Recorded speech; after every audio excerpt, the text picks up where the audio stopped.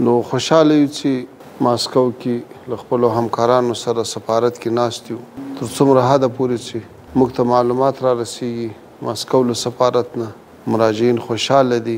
د پاسپورت د توزیع ترتیب په ښه شکل سره جریان لري روسیې دپاره او هم د شاوخوا هیوادونو دپاره امید شته چې دا سلسله نور هم په همداسې شفافیت په مخ ولاړه سي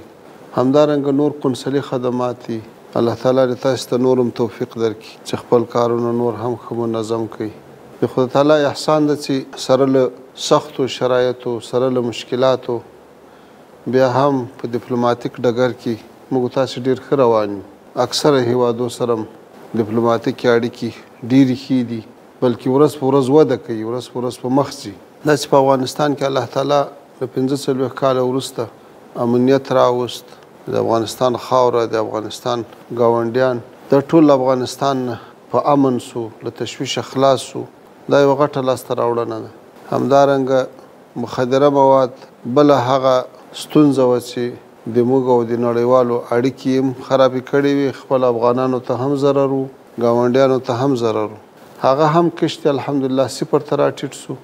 په لسهاوو زره معتادین تر درملنې لاندې دي اوس یو مرکزي حکومت راغلی او په ټول جغرافیه باندې تسلط لري او په تیرو 2 کلو کې ثابته کړه چې له دې خاورې نه هیچ چاته ضرر نه ده رسېدلی او نه رسېږي نو دنیا د امنیت په برخه کې او د مخدره موادو په برخه کې